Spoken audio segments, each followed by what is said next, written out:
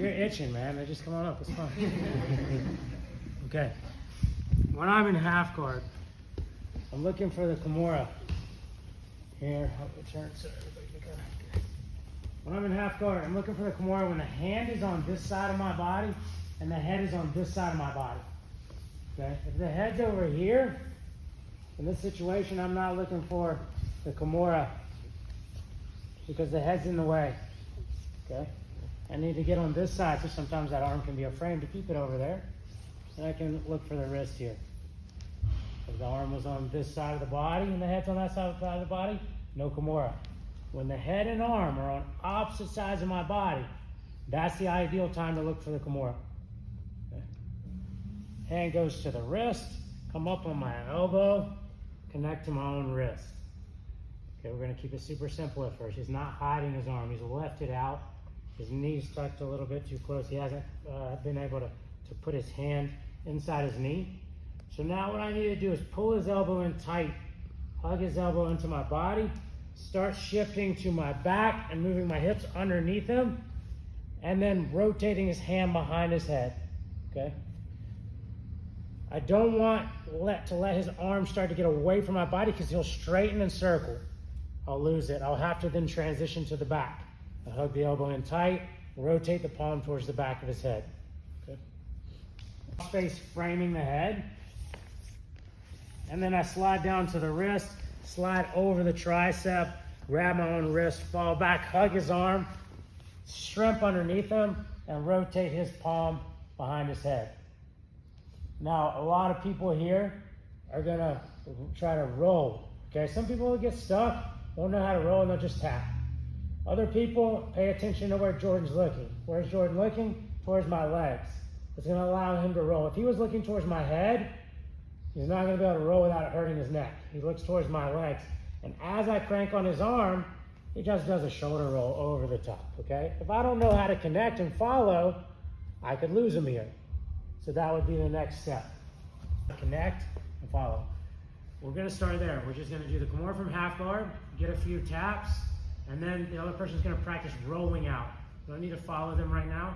Just make sure that you roll out safely and you're living to fight another day because you've made them chase you. Anytime you can just start to escape a move and make them continue to attack, you have a chance to get out, okay? So it's like some people are like, well, I didn't want him to sweep me. Okay, so you tapped. Makes sense, right? Well, they didn't sweep you, so there's that. But it's better to give up the sweep when someone's gonna tap you out, okay? The sweep is not as bad as the tap, in case anybody was confused about the priority here, because it has been confused before. 1, 2. One is if you stay more connected, and the other is if you get less connected. So think about it like sometimes when you do a butterfly sweep, you'll finish in mount because you sweep them and you stay pretty connected. But sometimes you kick them, their hips really far away from your hips, so you end up in side control or knee on belly because you don't have the chance to follow them out. So if I'm doing an example here, if he gets a little too far away from me, I don't want to try to chase them out. It's not there anymore. I might come up to like a side control position. This is the same as on this Kimura finish. That's how I'm making my decision. When I do the sweep, on this first one, we're going to stay pretty connected when he rolls. On the second one, our legs are going to disconnect. So, the Kimura from half guard, okay? I'm getting to my back, to my left shoulder. If I stay on my right shoulder here, guys, I can't push his hand that way. Does that make sense? Like I'm limited. My range of motion is limited. I want to face that way. I'm starting to go to my left shoulder. Okay, he starts to roll, but I'm going to keep my right leg connected. As I do, I'm going to let my left leg slide under his head and I'm going to come up on my knee. Right? I'm taking weight off right now, but generally I'll sit on their head with my hamstring or my calf underneath. Okay? But look at my knee. It's out. My knee is not on the ground right now. When I came up, my left knee was down. The one on the head is down. The other one is up. I'm just going to rotate and finish here. Okay? Everybody see this position?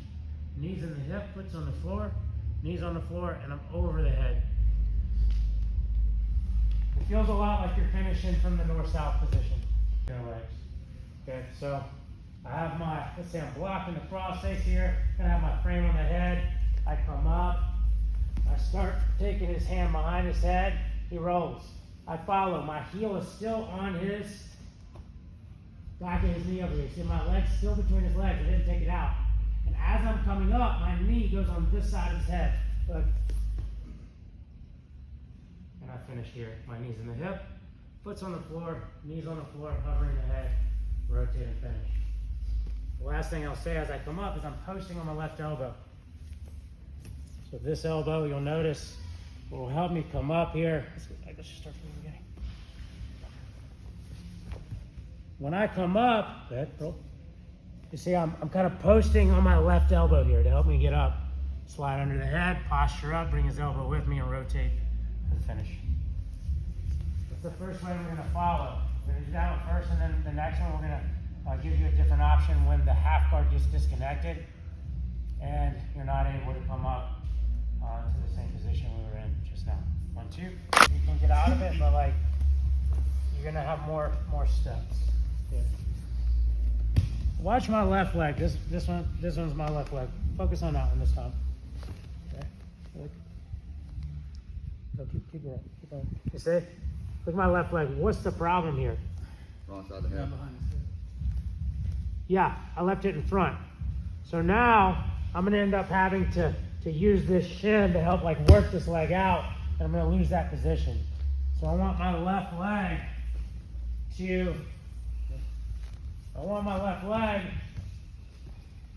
to slide behind the head. So now watch my left leg this time. Okay. Look. See that? Now I have his head between my legs. Like sometimes I might even pull this leg out and start trapping this arm and attacking other things. You know, going to my wrist lock here, you know. See? Is that good, Jordan? You want to go? I could go, you know, to my triangle here. I could go to my Kimura on this arm. Elbow lock. Okay? I got a lot of options there. With my left leg behind the head. I could also just completely get this one out of here. We're going to talk about where we're going to end up next. So I want you to get a few reps now where you focus on letting that left leg slide under the head. Watch again. As we roll, left leg under the head. See? And just come up. That make sense, guys? Ready? 1, 2. When we lose the half guard leg. Okay, so going for the Kimura this time, he rolls, but I lose the leg. I don't want this disconnection here.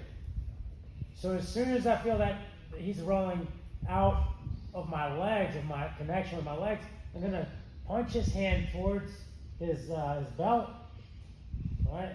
And then slide my body under his head, like this. Eventually I can go, you know, start stepping over and attacking. We'll look at that. Like, how do we continue to attack from here? But a lot of it's based on their response once we get in this position. I just want to have him like his head kind of right on my stomach, and I want to be extending his arm into his body. And the reason I'm not just relaxed like this is because he can turn into me now, okay? And I don't want that to happen. I want to keep him on his back, so when he goes to turn into me, if I'm punching his hand into his hip, it stops his hips from turning over. It allows me to start to attack again. So one more time, this one's pretty simple. Now that we understood the first one, we understand we're still walking the left leg under the head. We just don't have our right leg between their legs. It's the only difference. We just stay on our back for a moment, and we're going to prepare for the next attack.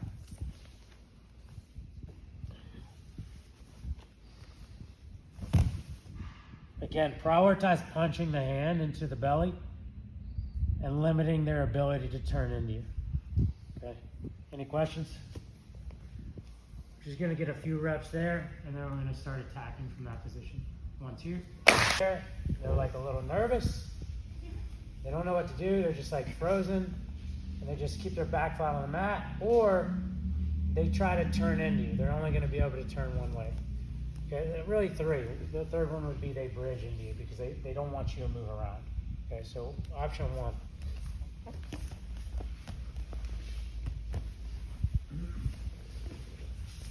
I slide under. He's not moving too much. He's just like, you know, staying put. He doesn't want me to move around too much, but he's not trying to turn into me. So what I'm going to do here is I'm going to make sure that I'm high enough to step over his head. Okay, if his head's on my chest, here, I need to push him down. Usually you can keep their head off your chest if you want to by keeping this Kimura grip, this frame. A lot of times their head will only be on your chest if you end up here with a seat belt. And if you end up with a seat belt with the Kimura grip, you can always just transition here. I'm going to make sure his head's low enough. I'm just pushing my frame into his head, and I'm sliding my left leg just underneath his head and stepping my right leg over. I want to step all the way into his armpit, okay? A lot of times, instead of trying to find his armpit, I just stomp on the mat by his hip and pull, okay? So I go over. It's helpful as well, because sometimes when you just try to find their armpit, they block with the back of your arm. Yeah, he's just like blocking. So I step as far as I can and then pull back. Now I come up onto my elbow, hip I step to my knee, pull my heel back so my knee goes to the ground, and look for my finish. I like to bring my knee up into the shoulder blade, but some people like to just pinch. As long as you keep them sideways, I'm going to keep their back off the mat. From here, I'm going to keep my chest on his elbow. I don't want this separation. Chest on the elbow. I'm going to punch his hand into his belly and then away. I'm going to bring it up and behind his back. If someone's not tapping here because they have very flexible shoulders, let your elbow come past their back, post it on the floor just behind their tailbone. Then turn your hips, keeping the knee in the armpit, go hip to hip. Let your left foot stay on the mat, covering the head, and then rotate the hand behind the back. It's going to give you a lot more range of motion. So all the way through.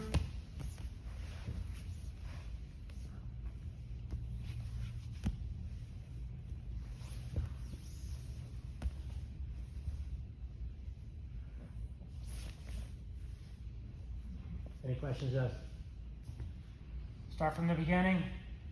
They roll out, slide behind them, and then finish the top side Kimura. 1, 2. When he decides to turn into me, I only let him get as far as his elbow. Slide my knee to my elbow, and now I'm looking what to do with my right leg. The first option, slide up. His head was a little high on my head, so I stepped my heel right into his hip for the first hook and then took the back. On the next one, his head's a little lower. So what I'm going to look to do is go for the arm bar instead.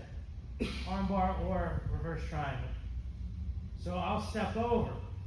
If he's still a bit high, I'll just grab his shoulder first. Pull him down, and then go over the head and look for the arm bar. Okay. Slide my knee to my elbow. And step over. If I can get right to the head, great. I peel. Look how I take my heel, pull it back, and step on the floor for the arm bar. When I grab the shoulder, I also have the option to pull them down and just sit up and start going for the triangle options. You can attack the arm or the triangle choke here. So, all the way through. One if he bridges, knee to elbow, okay? Look for the back, right to the choke. And then 2 options if he turns. To the back, or to the armbar or triangle.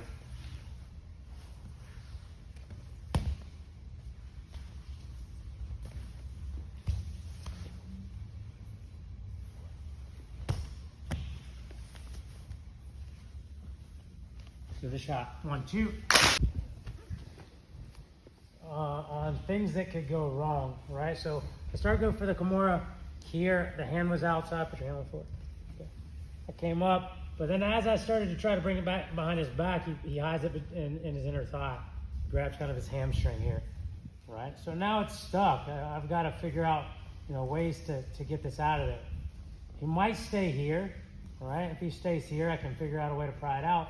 But a lot of times what they do is they start to posture and post on your hip. Okay, if you post on my hip to help kind of pry away a little bit. But then a lot of times if they can't break out of here, they start to try to pass your guard, okay? If he passes my half guard, right, and he circles my head, he can counter me with a arm bar, okay? is a very common counter to the Kimura. So I go for the Kimura, okay? He pokes on my hip, starts to posture up, he clears his leg, and then he steps over my head for the step over arm bar from side control. Go ahead. See? Once you do enough Kimuras, you realize at certain angles your Kimura grip can become their Kimura grip. Okay? So we're gonna counter their counter. As he thinks, he feels good about the fact that he's gonna clear my half guard and step over my head for the arm bar, I'm gonna time everything. But the reason that I can win and counter his counter is because I never let him posture. If he gets posture, he's gonna win the counter game, okay? He's gonna get the arm bar and I'm not gonna get the sweep that I'm looking for. And I'm actually hopefully gonna sweep him into the same arm bar he was looking for on me, okay? So I'm gonna counter his counter with his counter. You guys understand? All right. So he frames, postures up, he starts to break his leg out, all right? But I'm keeping this arm super tight. I'm not letting him posture up. He still feels good about it. He starts to come around, he starts to step over my head, but right here I'm gonna bridge and drive him to his back. And as soon as I drive him to his back, I'm gonna step over his head and fall back for the arm bar. So right when they start to circle your head and get parallel with you, you gotta punch their hand to their hip as you bridge. Bridge, come up top, and go right into that Kimura armbar attack from north-south, okay? So,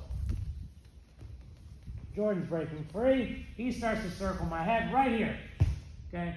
I might even split the difference. Instead of waiting for him, I might shoot myself under like this. You guys see? Okay, put your foot down, please. Put your knee down, please. Here, and drive into his hip. Okay. Again, I can start coming up, step over the head, knee to elbow, fall back for the arm bar. Okay. Half guard. Okay. He starts to get his leg out. He starts to come around. Okay. I bridge, drive, come right up over his head. Once I'm over his head, step up, sit down, fall back, and lock in the arm bar. The key there is the timing. Once he's getting north-south, keep their hand glued to their hip, bridge, press with your arms, and then come up top for the reversal right into the armbar attack. If you miss the armbar attack, that's fine. You can attack the Kimura from the top, or you can just take the reversal. 1, 2.